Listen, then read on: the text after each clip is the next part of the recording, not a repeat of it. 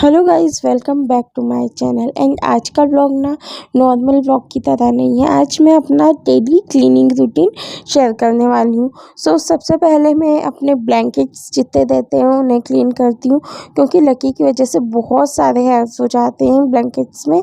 And आप सोच रहे होगे कि ऐसे मैंने मेन डोर पे टांग कर और उसे क्लीन कर रही हूँ, क्योंकि ना हम लोग जो बाहर तार हैं उस पर टांग कर क्लीन नहीं कर सकते, क्योंकि लकी बार बार आता है, कंबल को खींचने लगता है, बहुत ज़्यादा परेशान करता है जब हम लोग क्लीनिंग करते हैं। तो इसलिए हम लोग ना मेन डोर पे ऐसे टांग देते हैं और फटाफट क्लीन करके रख देते हैं। वैसे भी ना जितना भी बेड वगैरह रहता है ना वो हम लोग उठते ही क्लीन करने का ट्राई करते हैं, क्योंकि कहते हैं बेड को ऐसे नहीं पटकना चाहिए, क्योंकि वो अच्छा नहीं रहता है। और ऐसे मतलब कहते हैं कि बेड वगैरह अगर गंदा पड़ा रहता है ना तो बरकत जाती है। तो इसलिए हम लोग सबसे पहले उठते हैं और बेड्स क्लीन करते हैं एंड बेडरूम क्लीन करते हैं। एंड अब देखिए मैं लकी का ब्लैंकेट क्लीन कर रही हूँ, और इसमें तो बहुत ही ज़्यादा हेयर्स रहते हैं, बट मम्मा ने अभी उसके लिए न्यू ब्लैंकेट ये वाला निकाला है ना, इसमें थोड़े से कम हेयर्स हैं पुराने वाले ब्लैंकेट से। अदरवाइज़ वो पुराना वाला ब्लैंकेट था ना, उसे तो क्लीन करने में बहुत टाइम लग जाता था मुझे, और मुझे ऐसे कुर्सी पे खड़े होकर बेड जो ब्लैंकेट है उन्हें पलटना पड़ता है, क्योंकि मेरी हाइट छोटी। मम्मा से करवाती हूँ ना तो वो तो ऐसे ही खड़े होकर पलट देते हैं, बट मुझे प्रॉब्लम होती है क्योंकि मेरी हाइट कम है। हम लोगों के ब्लैंकेट क्लीन करने में ही मुझे कम से कम 15 मिनट तो लग जाते हैं इसी काम में, क्योंकि पूरे ब्लैंकेट्स पे बहुत हेयर रहते हैं, और हेयर्स अगर चिपके रहते हैं बेड पे तो सोने में भी अच्छा नहीं लगता है। और उसके बाद मैं करती हूँ घर की डस्टिंग, और डस्टिंग में सबसे पहले मैं जितनी भी पेंटिंग्स वगैरह लगी हुई हैं उन्हें क्लीन कर रही हूँ। और सब पे बहुत ज़्यादा डस्ट हो जाती है, क्योंकि हमारे वहाँ जहाँ हम रहते हैं सामने सड़क के, आप लोगों को मैं पहले भी व्लॉग में बता चुकी हूँ, और इस वजह से ना डस्ट आ ही जाती है। वैसे अभी बारिश का मौसम है तो थोड़ी सी कम डस्ट आ रही है, इसलिए डस्टिंग करना आसान हो गया है। अदरवाइज़ मुझे बहुत टाइम लगता है इस काम में। जितने भी पीस एंड पेंटिंग्स वगैरह हैं सबको मैं रेगुलर क्लीन करती हूँ, चाहे कुछ भी हो। हम लोग क्लीनिंग का बहुत ध्यान रखते हैं। और देखिए जितने शोपीस है उन्हें सबको क्लीन कर कर के रखूँगी, क्योंकि डस्ट हो जाती है ना तो बहुत ज़्यादा गंदा लगता है। और किसी और को दिखे या ना दिखे, हमें तो दिखाई देती है ना हमारे घर में डस्ट, तो इसलिए हम लोग पूरा क्लीन करते हैं। और मैं झाड़ू पोछा करने से पहले पहले मैं जितनी डस्टिंग रहती है ना वो करती हूँ, उसके बाद मैं झाड़ू लगाती हूँ, और उसके बाद मैं किचन वगैरह धोती हूँ। जो भी ऐसा काम रहता है ना जिसमें पानी फर्श पे गिर सकता है, वैसा वाला काम फिर करती हूँ मैं, एंड देन फिर मैं पोछा लगाती हूँ। ऐसे सीक्वेंस में काम करती हूँ, और ये मेरा रेगुलर रूटीन है। वैसे मैंने इस व्लॉग में झाड़ू पोछा वाला वीडियो नहीं शेयर किया है, क्योंकि वो बहुत ज़्यादा लंबा हो जाता है, इसलिए मैंने सोचा कि आज जो नॉर्मल मैं डस्टिंग वगैरह करती हूँ वही आप लोगों के साथ शेयर करूँ। एंड अब मैं विंडो क्लीन कर रही हूँ। मैंने कूलर को अच्छे से डस्ट वगैरह झटक कर उसे साइड में लगा दिया। आप लोग सोचोगे कि बारिश का मौसम आ गया है, तो अभी हमारे वहाँ कूलर निकला हुआ है बाहर। एक्चुअली ना हमारे एसी में कुछ प्रॉब्लम हो गई है, तो इस रूम में बहुत ज़्यादा गर्मी लगती है, तो हम लोग कूलर ऑन कर लेते हैं शाम के टाइम। दोपहर में तो ज़रूरत नहीं रहती, लेकिन शाम को डैडू आ जाते हैं ना, उसके बाद लक्की और डैडू को कूलर की बहुत ज़्यादा ज़रूरत रहती है, उनको बहुत गर्मी लगती है, तो दोनों आराम से चलाकर अपनी साइड करके बैठे रहते हैं। और अब मैं यहाँ पर विंडो क्लीन कर रही हूँ। विंडो भी हम लोग रेगुलर क्लीन कर दें, और आप लोग सोच रहे होंगे कि विंडोज़ ऐसे कौन क्लीन करता है रेगुलर, बट ना बहुत ज़्यादा डस्ट हो जाती है यहाँ पर। और अब मैं कर रही हूँ अपने सोफ़ों को क्लीन, तो कवर हटा के और नॉर्मली मैं जितने हेयर्स रहते हैं ना वो हटा देती हूँ, क्योंकि अभी इस मौसम में डस्ट बहुत ज़्यादा नहीं आ रही है, इसलिए सिर्फ हेयर्स जो रहते हैं ना उनको हटा देती हूँ मैं और ऐसे ही नॉर्मल कवर बिछा देती हूँ। और अभी आपने देखा होगा लकी किस तरीके से मम्मा के पास बैठा है, इतने प्यार से बैठा था वो, और मैंने दोनों को डिस्टर्ब कर दिया क्लीनिंग के लिए, क्योंकि मैंने उसे उठने का बोल दिया। तो अब वो मुझसे गुस्सा हो गया और मुझे ऐसे आसपास से मेरे तरफ घूम रहा है कि मैं दीदी को परेशान करूं। बट ना आज वो कुछ ज़्यादा बोर हो रहा है, क्योंकि उससे लग रहा है कि मैं बहुत जल्दी जल्दी काम कर रही हूँ। एक्चुअली ना आज थोड़ा-सा लेट हो गए हम लोग काम करने में, क्योंकि डैडू लेट गए थे घर से और लकी और डैडू मस्ती कर रहे थे, तो हम लोग हॉल की क्लीनिंग भी नहीं कर पाए इस वज़ह से। और उसके बाद बिग बास्केट से हमने कुछ सामान ऑर्डर किया था, वो आ गया था और फिर उसे जमाने में लग गए हम, और इस तरीके से थोड़ा-सा लेट हो गया हमको क्लीनिंग करने में। अदरवाइज़ हम लोग मॉर्निंग में बहुत जल्दी हॉल क्लीन कर लेते हैं पूरा। और अब देखिए काउच वगैरह एंड सोफ़े वगैरह सब क्लीन कर लिए, और जो दीवान है वो तो मम्मा ने सुबह ही क्लीन कर लिया था, क्योंकि मम्मा को वहीं पर बैठकर पेपर पढ़ना पढ़ना पसंद है, तो वो खुद ही क्लीन कर लेते हैं उसे।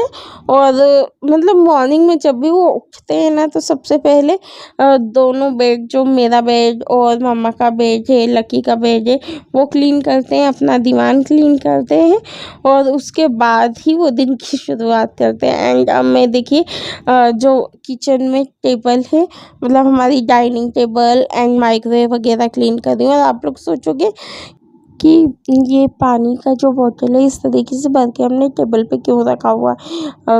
एक्चुअली ना अभी बीच में लकी बहुत बीमार हो गया था, उसके पेट में बहुत तकलीफ़ हो गई थी, और इस चीज़ का व्लॉग मैंने आप लोगों के साथ शेयर नहीं किया। मैं आप लोगों को डिटेल में बताऊंगी उसके बारे में।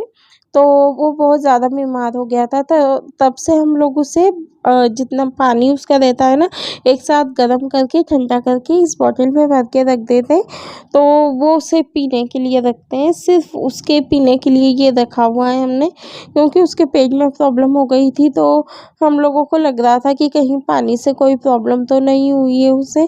तो इस वजह से हम उसके लिए गर्म पानी को अच्छे से बॉईल करके एंड देन फिर ठंडा करके उसके लिए रखते हैं। एंड अब मैं फ्रिज वगैरह क्लीन कर रही हूँ, टेबल वगैरह क्लीन कर चुकी हूँ मैं, और यहाँ पर मैं अच्छे से इसे क्लीन कर देती हूँ रेगुलर, क्योंकि हमारा फ्रिज ब्लैक है, और अगर इससे कोई भी टच भी करता है ना, तो हाथों के निशान इस पे बन जाते हैं। तो इसे तो क्लीन करना बहुत ही ज़्यादा इम्पोर्टेंट हो जाता है, विदाउट क्लीनिंग इसे इस तरीके से छोड़ा नहीं जा सकता। एंड अब मैं इस साइड मिक्सर वगैरह रखती हूँ और अपना रोबो कुक रखती हूँ, वो क्लीन कर रही हूँ। आप लोग सोच रहे होंगे कि मैं एक ही क्लॉथ से क्लीन कर रही हूँ, नहीं, एक्चुअली ना मैं ऐसा नहीं करती हूँ। सभी चीज़ों के लिए अलग अलग क्लॉथ है, और मैं टेबलों के लिए अलग क्लॉथ रखती हूँ, टेबल फ्रिज दोनों टेबलों के लिए, फ्रिज के लिए, इनके लिए अलग क्लॉथ रखती हूँ, और जो रोबो कुक मिक्सर वगैरह है इनके लिए अलग रखती हूँ। एंड बाकी जो चीज़ें क्लीन करनी रहती है ना, शोपीस वगैरह क्लीन करने रहते हैं, उनके लिए अलग क्लॉथ रखती हूँ। टेबलों को मैं स्पॉन्ज वाइप से क्लीन करती हूँ, और रोबो कुक मिक्सर वगैरह को भी उसके लिए मैंने अलग स्पॉन्ज वाइप रखा हुआ है। तो इससे ना स्पॉन्ज वाइप से क्लीन करने से क्या होता है कि हाथों के निशान या जो रेशे वगैरह टेबल पे लग जाते हैं ना क्लीनिंग के बाद, कॉटन के क्लॉथ से अगर हम क्लीनिंग करते हैं तो रेशे लग जाते हैं, तो वो नहीं लगते इससे। तो ये बहुत यूज़फुल रहता है, मैं किसी दिन आपको दिखाऊंगी, क्योंकि ना हमारे इंडिया में लोग स्पॉन्ज वाइप्स बहुत कम यूज़ करते हैं, नॉर्मली कॉटन क्लॉथ यूज़ करना पसंद करते हैं। वैसे मैं भी करती हूँ कॉटन क्लॉथ यूज़, बट जो ऐसी चीज़ें रहती हैं ना जो शाइन करती हैं अच्छी, उन्हें मैं स्पॉन्ज वाइप से ही क्लीन करती हूँ। और जिन चीज़ों में स्क्रैचेस नहीं पड़ने देना रहती है ना, वो वाली चीज़ों को स्पेशली मैं स्पॉन्ज वाइप से क्लीन करती हूँ। सो इसका भी मैं वीडियो एक अलग से बनाऊंगी आपको, और बताऊंगी कि कौन से वाले स्पॉन्ज वाइप्स मैं मंगवाती हूँ। और यहाँ पर मैंने अपने रोबो को मिक्सर वगैरह को अच्छे से क्लीन कर लिया, और मैं वायर वगैरह को भी इसी से क्लीन करके पोंछ के रखती हूँ। अदरवाइज ना कुछ दिनों बाद वायर का कलर जो ऐसे वाइट वायर रहते हैं ना, ब्लैक दिखने लगता है। अब बाकी सब क्लीनिंग तो हो चुकी है, अब किचन क्लीन करना है मुझे। और किचन क्लीन करने के लिए मैं मिस्टर मसल का स्प्रे करूँगी पहले तो। और ये ब्रश मैंने होम सेंटर से मंगवाए थे, उससे पूरे अच्छी तरीके से इसे स्क्रब कर दूँ। और ये वाला जो ब्रश है ना बहुत सॉफ्ट रहता है, तो इससे ना ग्लास जो लगा है मेरी गैस पे उस पे स्क्रैचेस भी नहीं आती हैं। सो उससे अच्छे से स्क्रब कर दूँगी, तो जिससे जितना भी गंदगी वगैरह चिपकी है या जो टफ स्टेन है वो अच्छे से क्लीन हो जाएंगे। अब मैं स्पॉन्ज वाइप से अपने गैस को अच्छी तरीके से पोंछ दूँगी। और कभी भी मैं गैस को धोती नहीं हूँ, क्योंकि इससे पहले हमारे पास जो गैस थी वो इसी वजह से ख़राब हो चुकी है, क्योंकि मैं उसे बहुत ज़्यादा वॉश करती थी। इसलिए मैं अपना सिर्फ वाइप करती हूँ, वॉश नहीं करती हूँ। और अब मैं किचन को ऊपर से अच्छे से घिस के साफ़ कर रही हूँ। और अब मैं किचन को भी ना रेगुलर वॉश नहीं करती हूँ। और मतलब वीक में 2 या 3 बार ही वॉश करती हूँ, अदरवाइज़ मैं वाइप करती हूँ, क्योंकि इससे किचन की जो टाइल्स रहती है ना उस पे स्क्रैचेस भी आती हैं। और सेकंड चीज़ ऐसे ना कहते हैं कि जो उसकी मजबूती रहती है ना वो भी ख़राब होती है। और हमारे वहाँ तो ना बहुत ज़्यादा अभी बारिश हो रही है, तो मैं रेगुलर अगर किचन धोऊँ ना तो वो पूरे दिन ऐसा रहता है, गीला-गीला रहता है। इसलिए मैं रेगुलर वॉश नहीं करती हूँ, वाइप करती हूँ। एंड खाली जो हमारा सिंक है ना उसे अच्छे से स्क्रब करके डेली में धो देती हूँ। सो बहुत सारे व्लॉग्स में या यूट्यूब वीडियोस में आपने देखा होगा, लोग ना क्या करते हैं हाथ से ही स्क्रबर लेते हैं सिंक को क्लीन कर देते हैं, बट हम लोग ऐसा कभी नहीं करते। स्पेशली सिंक क्लीन करने के लिए एक ब्रश रखते हैं और उसी से क्लीन करते हैं, क्योंकि हमको अच्छा नहीं लगता। मम्मा ने भी कभी भी हाथ से क्लीन नहीं किया है सिंक को, और ना मैं करती हूँ। एंड अब जो बेसिन के आसपास टाइल्स लगी है ना उसे मैं अच्छे से पोछे से पोंछ रही हूँ। एक्चुअली हमारे वहाँ में वो डंडा वाला पोछा आता है ना उससे लगाती हूँ, स्पिन मॉप से पूरे घर में पोछा करती हूँ, तो उससे ये वाली टाइल्स क्लीन करना इजी नहीं रहता, बहुत टफ होता है। इसलिए मैं हाथ से ये वाली टाइल्स क्लीन कर देती हूँ, अलग बकेट में पानी भर के। और जो बाकी का पोछा रहता है वो स्पिन मॉप से लगा देती हूँ।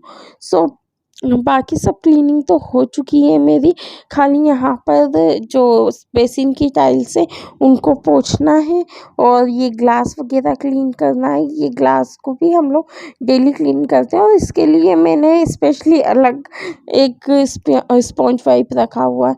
सो ये सारी चीज़ें मैं अलग से ही करती हूँ, मतलब टेबलों का स्पॉन्ज वाइप अलग है, ग्लास का अलग है। इससे ये रहता है कि गंदगी नहीं फैलती, नहीं तो यहाँ के कीटाणु वहाँ, इस तरीके से पूरा घर गंदा हो जाता है।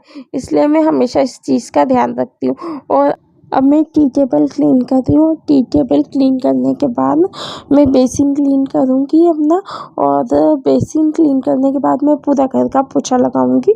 सो ये वाला वीडियो मैं यहीं पर एंड करती हूँ। ये सब काम करने के बाद मैं नहाती हूँ और उसके बाद पूजा वगैरह करती हूँ, फिर लंच की तैयारी करती हूँ। सो आप लोग बताना मेरा ये वाला क्लीनिंग वीडियो आपको कैसा लगा, और अगर अच्छा लगे तो कमेंट ज़रूर करना। और प्लीज़ अगर आप लोगों को वीडियो बहुत पसंद आए तो please like, comment and subscribe.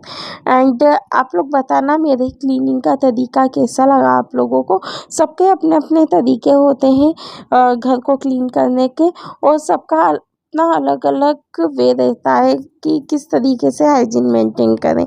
सो चलिए ये वाला वीडियो हम यहीं पर एंड करते हैं, मिलेंगे नेक्स्ट व्लॉग में। Bye bye, see you.